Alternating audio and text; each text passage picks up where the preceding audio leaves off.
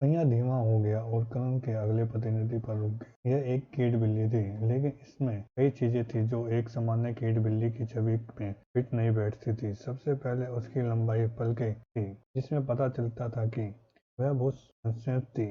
उसका चिन्ह भी बड़ा था, जो करण को एक गर्भवती महिला की याद दिलाता था। इससे एक सुंदर मुखौटा पहना था। करण को तुरंत एहसास हुआ कि यह तस्वीर किसी जानवर का प्रतीक है। उसने अभी तक एक भी नहीं देखा था, लेकिन इस जानवर की कीमत बहुत अधिक थी। यह पेस्ट किंग थी। पेस्ट केस्ट समस्या का मुख्य स्रोत थे। यह कीट बिल्लियों की सामान्य चरण में पहुंची, जो एक कीट रानी के रूप में विकसित होने का मौका मिला। एक कीट रानी क्षमताओं और अत्यधिक बड़ी हुई प्रजनन क्षमता के बदले में अपनी चपलता को त्याग देगी। कीट बिल्लियों के पति गर्भ में केवल 6 बच्चे होते थे। दूसरी ओर कीट रानी चींटी रानियों की तुलना में नर कीट बिल्लियों के शुक्राणुओं को संग्रहित कर सकती थी, और जब तक उनके पास पर्याप्त भोजन होता वे स्वतंत्र रूप से कीट बिल्लियों को जन्म दे सकती थी। इसके बच्चे समय समय पर अपने स्वयं के बच्चे होते हुए भी उनके लिए सारा भोजन जुटा लेते थे।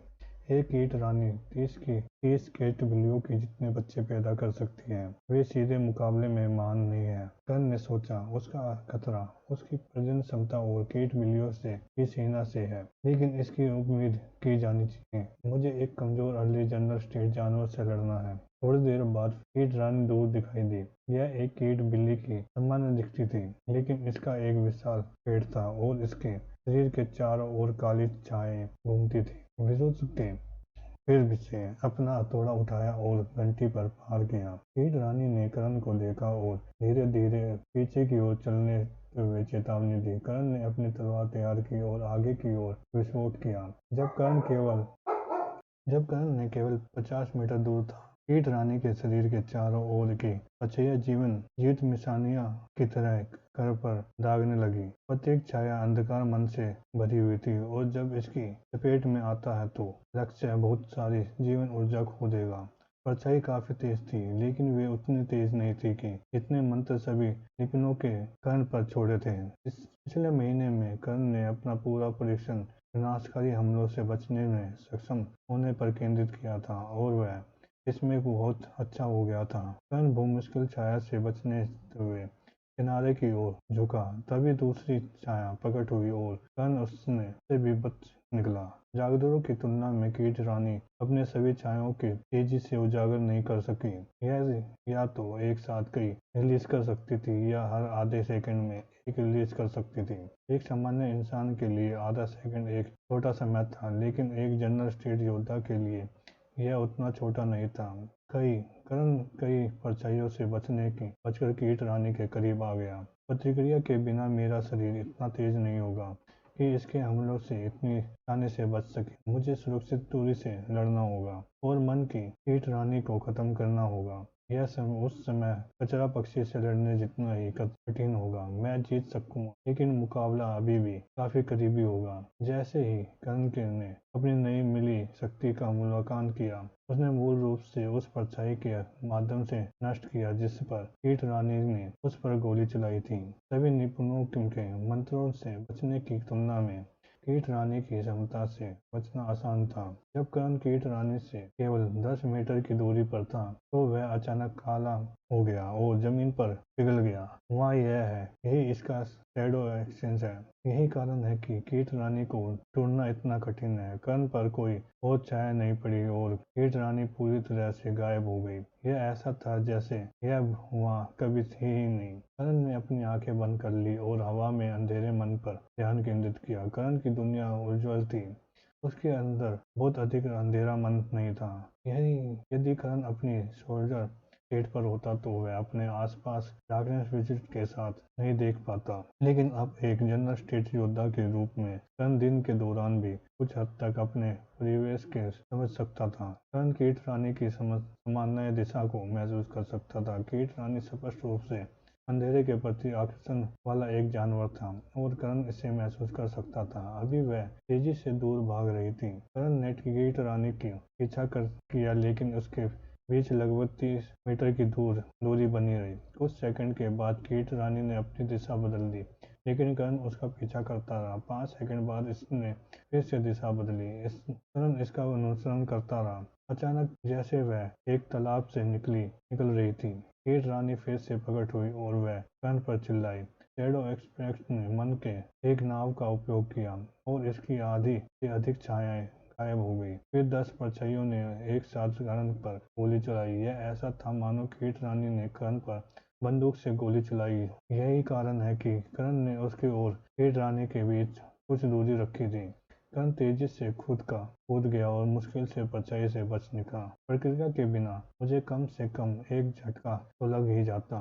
करण फिर से आगे बढ़ा और कीट रानी ने और अधिक परछाइयां फैला दी। इस बार 20 थी। करण फिर से उससे बचने में कामयाब रहा। मुझे फिर से मार खड़ी होती। उस प्रकाश के साथ शायद अपना लगभग सारा मन खर्च कर चुकी होता। कीट रानी फिर से जोर से चिल्लाई और उसने अपनी शेष सभी परछाई तेज तेज प्रकट कर दी।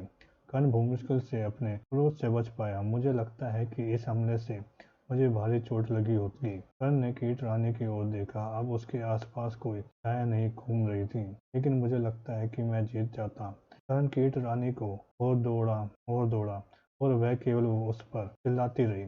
जब कर्ण उसके पास पहुंचा तो उसने तेजी से अपने पंजे से कर्ण पर हमला कर दिया। सामान्य कीट बिल्लियों की तुलना में कीट रानी के हमले धीमे थे। कर्ण ने आसानी से पंजे के ऊपर से छलांग लगाई और कीट रानी के ऊपर पलट गया। पलटने के दौरान उसका सिर कट गया। कर्ण उतरा और उसके पीछे कीट रानी की लाश ढह गई। कर्ण ने सोचा यह मेरे जीत के लिए काफी तीव्र और खतरनाक लड़ाई रही होगी। करण ने घूमकर लाश पर नजर डाली, जबकि काल्पनिक भीड़ भी फिर से करण के लिए जयकारा कर रही थी। लेकिन प्रक्रिया ने सब कुछ बदल दिया। जिस लड़ाई ने अतीत में मेरी जान को खतरा था, वह अब केवल गर्मजोशी के तौर पर गिना जाता है। इस राउंड को जीतने के बाद मैंने बेस्ट के कैटेगरी में टीचर के स्कोर की बराबरी कर ली है। उसने कभी 5वें स्तर का प्रयास नहीं किया क्योंकि उसे डर था कि वह मर जाएगा। मेरा मतलब है, मैं उसे समझता हूँ। मुझे पूरा यकीन है कि मेरे प्रक्रिया के बिना या यह जानते हुए कि वह परीक्षण में नहीं सकता 5वें स्तर की कोशिश नहीं की होती। आखिरकार लड़ाई ने मुझे लगभग मार डाला होता और 5वें स्तर को चुनौती देना मूर्खतापूर्ण और आत्मघाती होता। कर्ण ने हाँ भरी।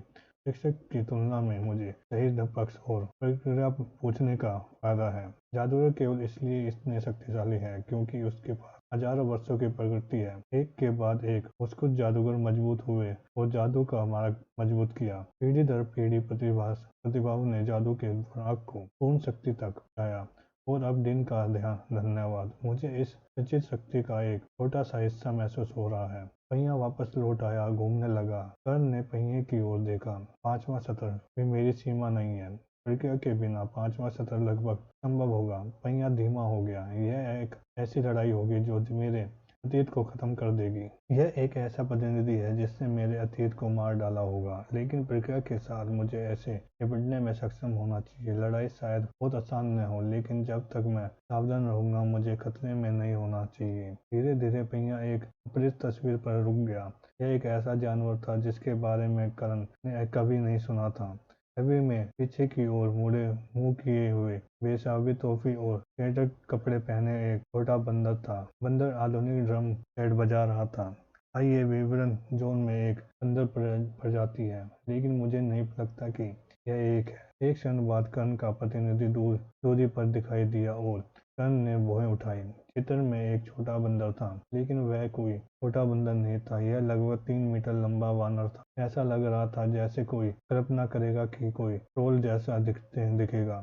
गायब होने से पहले विजुग ने अपना हथौड़ा उठाया और घंटी पर प्रहार किया। वानर ने कर्ण को देखा और तुरंत आक्रामकता और गुस्से से चिल्लाया। एक सेकंड बाद उसके एक हाथ में पतले पत्थर से बना एक विशाल डंडा दिखाई दिया और एक सेकंड की प्रतीक्षा किए बिना उसने कर्ण पर हमला करना शुरू कर दिया। वह 2 पैरों से और एक हाथ पर दौड़ रहा था, दूसरे हाथ में से डंडा पकड़ने में व्यस्त था। पिछले जानवरों की तुलना में यह बहुत आक्रामक लग रहा था। बछड़ा पक्षी तुरंत भाग गया। लेकर मीर छिपा दिखा दिया गया था। नेवले ने करण पर कोई आरोप न लगाया बिना उस पर धमकी दी थी। कीट रानी बचाव की मुद्दा में थी, लेकिन इस वानर ने तुरंत करण पर धावा बोल दिया। करण ने अपनी आंखें सिकोड़ ली और अपनी तलवार तैयार कर ली। पिछले समय में उसे अपनी गति जल्दी दिखाने की जरूरत थी, क्योंकि वह टकराव की शुरुआत करने वाला व्यक्ति था। इस बार वह अपनी क्षमताओं को गुप्त रख सकते थे। वानर की गड़गड़ाहट से पृथ्वी कांप उठी। उसकी छड़ी उसके हर कदम के साथ आक्रामक रूप से घूम रही थी। वानर करण के पास पहुंचा और उसने तुरंत अपना डंडा उठाकर उसे बारीकी टुकड़े में तोड़ दिया। करण ने अपना बायां हाथ पीछे की ओर एकत्रित किया। बूम! करण की बाईं वहां पर दो त्वरित विस्फोटक हुए। उसी समय उसके पूरे शरीर में भाप निकलने लगी, क्योंकि उसके शरीर से बहुत ठंडी हवा निकल रही थी। करण का हाथ लगभग फट गया और उसके शरीर का तापमान खतरनाक रूप से बढ़ गया।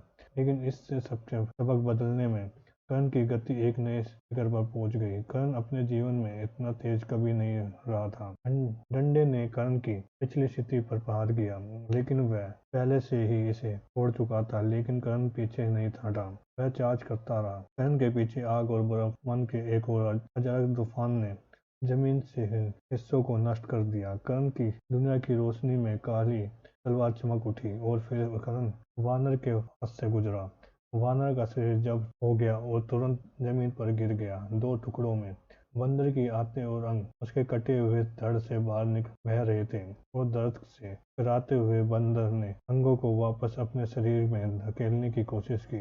करण ने किनारे की ओर रुख किया और धड़ का तब तक चक्कर लगाया जब तक वह वानर के शरीर के विपरीत दिशा में नहीं पहुंच गया। फिर उसने झट से वानर की भुजाएं काट दी और अपना हाथ वानर के सिर पर रख दिया। कुछ सेकंड के बाद सूखे हुए धड़ के केवल कुछ हिस्से ही बचे रहे। करण का शरीर फिर से अपने चरम पर पहुंच गया और वह जीवन ऊर्जा से भर गया था। यह करण से एक सदर ऊपर का जानवर था, जिसका मतलब था कि यह वो सारी जीवन ऊर्जा देता रहा। जीवन ऊर्जा से भरपूर करण ने लड़ाई को उस समय से वे स्थिति में छोड़ दिया था जब लड़ाई शुरू हुई थी। जयकारा वापस लौट आया और करण ने केवल बंदर की सिकुड़ी हुई लाश को देखा और उन्होंने सोचा, अगर मेरे प्रतिनिधि को अपनी क्षमताओं को उजागर करने का मौका नहीं मिलता तो उसके पास भी नहीं होगा।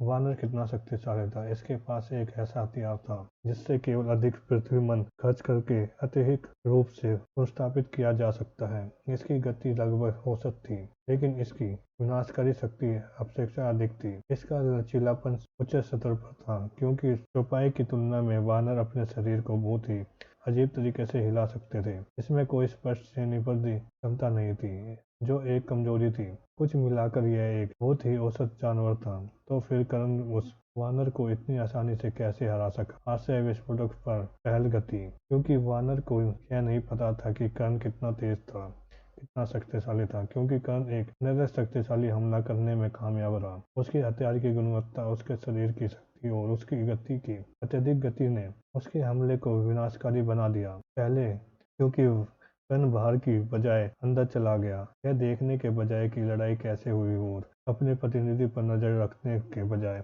कर्ण ने सारी सावधानी बरत दी और पहला कार्ड टेबल पर आने से पहले ही पूरी ताकत लगा दी। यह एक उच्च जोखिम भरा वाला उच्च इनाम वाला जुआ था। गति, क्योंकि कर्ण ने अपने चार्ज को तेज करने के लिए अपनी हर चीज का उपयोग किया था। कर्ण ने न केवल अपना हाथ नष्ट कर दिया था, बल्कि वह अपनी गति विरुद्ध के सामान्य उपयोग से भी आगे निकल गया था। कर्ण ने अपने प्रतिनिधि को आश्चर्यचकित कर दिया। लड़ाई को ऐसे स्थान पर ले जाया जहां एक हिट की किसी भी पक्ष के लिए घातक साबित हो। इससे पहले कि वह अपनी गति के साथ ठीक से प्रतिक्रिया कर पाता, उसने बंदर पर हमला कर दिया होता। एक ऐसी शक्ति का प्रयोग किया जिसका विरोध कर्ण बंदर की क्षमता से परे था। एक शॉट में एक को मार डाला। भले ही वानर के पास अपनी छड़ी के साथ जोन जानवर को मारने की क्षमता होती, लेकिन लड़ाई में यह बेकार है। आखिरकार इसने कर्ण पर कभी प्रहार नहीं किया था। बंदर का सबसे मजबूत पहलू उसका अपराध था, लेकिन उसके अपराध को कभी भी सामने आने का मौका नहीं मिला। पिछले कुछ मुकाबलों में कर्ण को ऐसा कुछ करने का मौका नहीं मिला था। कर्ण के सभी पिछले विरोधियों ने कर्ण की गति को उसके गंभीर पहुंचने से पहले ही नोटिस कर लिया था। कर्ण ने सोचा, अगर मेरा शरीर कमजोर होता तो यह एक जोखिम भरा कदम होता। इससे मुझे जीतने का मौका मिलता। ऐसा लगता है कि पर्याप्त भाग्य के साथ मैं प्रतिनिधि के खिलाफ प्रकृति के बिना भी जीत सकता हूँ। कर्ण ने उस पत्र को देखा और उसके बगल में जमीन पर दिखाई दिया था माउंटेन वानर। कर्ण ने पढ़ा। कर्ण ने पत्र पढ़ा और उसकी काल्पनिक मानों में एक और जानवर जोड़ गया। ऐसा लगता है जैसे वे उत्तर में काफी दूर किसी क्षेत्र में रहते हैं। यह क्षेत्र उच्च पदार्थों से भरा हुआ है और इसमें बहुत अधिक बिजली की शक्ति है। बेशक पहाड़ों के कारण पृथ्वी में समानताएं वाले जानवर भी वहाँ बहुत अहम है। भगवान का ये कोट भी काफी दिलचस्प है। बिजली से भरे एक सुंदर बगीचे की कल्पना करें। अब उसने अपने बगीचे के बीच में एक बेवकूफ बदसूरत और अच्छा चट्टान की कल्पना करे। ये चीजें यही हैं। पत्र के अनुसार ये चीजें जनजातियों में रह सक रही है। मैं कल्पना कर सकता हूँ कि पहाड़ों पर रहने वाले इस वानरों के साथ बिजली के जानवरों को कितनी परेशानी होती होगी। कर्ण ने पत्र दूर रख दिया और पहिया वापस आ गया। सत्र 6 शक्तिशाली सामान्य स्टेट जानवर। मैं पहले ही जानवर श्रेणी में शिक्षक के स्कोर से आगे निकल चुका हूँ। पहिया घूमने लगा। यह प्रतिनिधि आसान था, लेकिन मुझे संदेह है कि अगला उतना आसान नहीं होगा। पहिया धीमा हो गया और कर्ण के आगे प्रतिनिधि पर रुक गया। यह एक स्ट्रॉन्ग सिल्वर टाइगर की छवि थी। इसका बाहरी आवरण बहुत चमक रहा था। एक क्षण बाद कर्ण का प्रतिनिधि दूर पर दिखाई दिया। यह लगभग 2 मीटर ऊंचा बाघ था। यह इसके बारे में था। इसके स्वरूप में कुछ भी आकर्षण या विशेषज्ञ नहीं था। इसका मतलब यह नहीं था कि यह कमजोर था। आखिरकार परीक्षण ने रूप से इस बाघ को काफी शक्तिशाली माना था। बाघों के कान विनाशकारी आक्रमण शक्तिशाली है और वे काफी तेज है। आमतौर पर उसका बचाव उसका कमजोर बिंदु होगा। विदुष ने धीरे से अपना हथौड़ा उठाया और घंटी पर प्रहार किया। उसी समय बाघ की नजर कर्ण के पर पड़ी।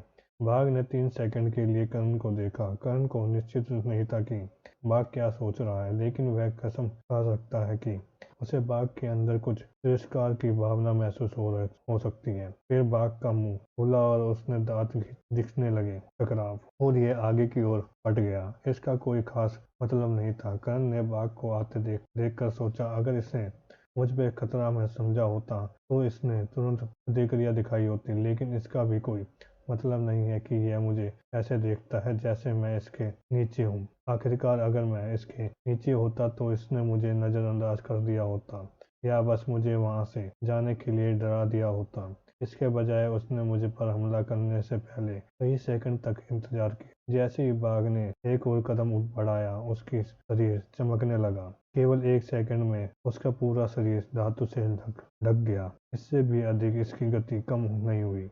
भले ही इतनी धातु का वजन कई टन था, एक सामान्य बाघ इतना शक्तिशाली नहीं होगा कि उसे अधिक शक्तिशाली जानवर से गिना जा सके। कर्ण ने खुद को तैयार करते हुए सोचा और कर्ण ने भी आगे बढ़ने का आरोप लगाया। वानर के बाद हमले ने काफी ध्यान देने योग्य क्षेत्र छोड़ दिए थे, जिसने कर्ण को लड़ाई जितनी जल्दी खत्म करने का मौका मिल गया था। यही चीज बाघ के लिए भी काम नहीं करेगी। यदि कर्ण उसके पहाड़ से बचने और उसके करीब आने में कामयाब रहा तो उसे बाघ के काटने से बचना होगा। उसे दोनों से एक दूसरे पर हमला किया। कर्ण ने जैसे ही उसे अपनी तलवार पर रखा, उसका बायां हाथ भाप छोड़ने लगा। जैसे ही दोनों एक दूसरे के पास पहुंचे, बाघ ने अपने धातु के पंजे से कर्ण पर हमला कर दिया।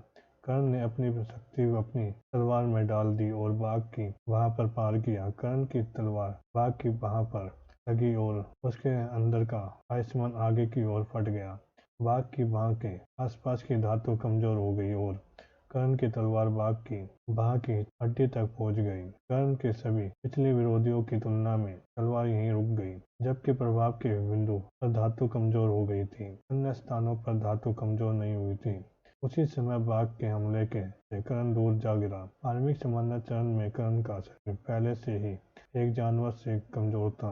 यह प्रतिनिधि प्रारंभिक सामान्य चरण में था। यदि कर्ण हाथ का काटने में कामयाब होता तो यह कोई समस्या नहीं होती। यह कर्ण ने अपने संतुलन ठीक करने की कोशिश की तो उसके शरीर ने हवा में किया। तभी कर्ण ने गुर्राने की आवाज सुनी। कर्ण ने अपना बायां हाथ जमीन की ओर किया और एक फायर ब्लास्ट छोड़ा, जिससे वह हवा में उछल गया। बस एक क्षण बाद बाघ कर्ण के नीचे से गुजरा। 1 सेकंड के लिए कर्ण बाघ के घायल पैर को देख सकता था। बाघ की मांसपेशियों का एक बड़ा हिस्सा टूट गया और था और हड्डी में कुछ दरारें भी थी। इसकी बॉडी के आसपास मौजूद धातु इसे स्थिर बनाए रखे हुए था। बाघ करण के नीचे रुकने की कोशिश कर रहा था क्योंकि उसने देखा था कि उसका लक्ष्य चूक गया था। जैसे ही करण का शरीर हवा में घूमा, उसने अपना बायां हाथ अपनी तलवार पर रख दिया और एक क्षण बाद उसका बायां हाथ सूखने लगा। एक पल बाद करण के पैर आसमान की ओर, क्योंकि वह अभी भी घूम रहा था, और जैसे ही उसने ऐसा किया, फायरमैन का एक विस्फोटक उसके पास से निकल गया। जैसे ही बाघ ने अपना सिर करण की ओर किया, करण का शरीर नीचे गिरा। उसी समय बाघ को कुछ भय महसूस हुआ। ऐसा लगा कि यह हमला बहुत खतरनाक था। एक पल बाद उसकी पीठ पर धातु बेहताशा फैल गई। कर्ण की तलवार धातु पर लगी। ऐसा प्रतीत होता है कि समय रुक गया हो। बाघ की पीठ पर धातु की लगभग 1 मीटर मोटी चादर थी। वो चादर का 80% हिस्सा तलवार ने 2 भागों में विभाजित कर दिया था। कर्ण ने हमले से बाघ को कोई चोट भी नहीं पहुंची आई।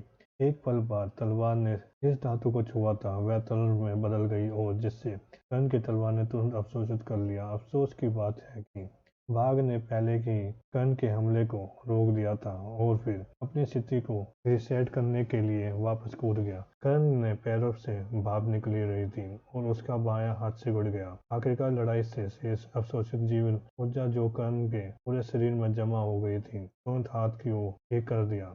बाघ के शरीर के चारों ओर धातु का एक नया कोटा दिखाई दिया और वह कर्ण की ओर कूद गया। इससे पहले अपने पंजों से पार करने के लिए अपने पंजे तैयार कर लिए। कर्ण ने देखा कि कोई खुलापन नहीं है और उसने अपने से बचने के लिए वापस कूदने का फैसला किया। उसी क्षण बाघ का एक पंजा लंबे हो गए। कई लंबे और तेज तलवार कर्ण पर वार करने वाली थी। कर्ण ने जमीन पर एक अग्नि विस्फोटक किया और अधिकांश पंजों के ऊपर से गुजर गया। कर्ण की तलवार ने सबसे ऊंचाई पंजा टूट गया और वह तुरंत धातु में बदल गया, तो तुरंत तलवार द्वारा फिर से अवशोषित कर लिया गया। जब बाघ ने देखा कि वह फिर से चूक गया है, तो उसने अपने पंजों का दूसरा जोड़ा तैयार किया। आयुष्मान कर्ण के पैरों से फट गया, जिससे वे नष्ट हो गए, और उसने बाघ पर गोली चला दी। पंजे कर्ण के पीछे से गुजरे।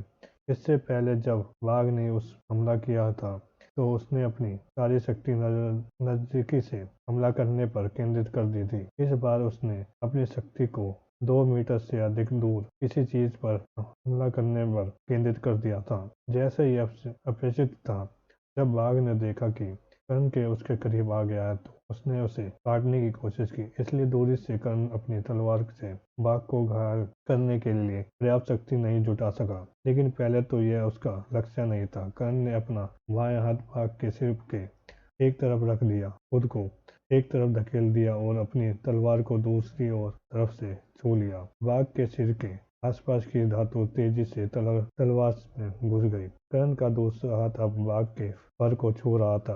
बूम! कर्ण और बाघ विपरीत दिशाओं में चले गए क्योंकि उसके बीच एक विस्फोटक हुआ। कर्ण का बायां हाथ ठोस रूप से जम गया था। कर्ण ने एक बर्फ विस्फोटक किया और उसका बायां हाथ लगभग फिर से नष्ट हो गया। फिर भी यह बहुत जल्दी ठीक हो गया।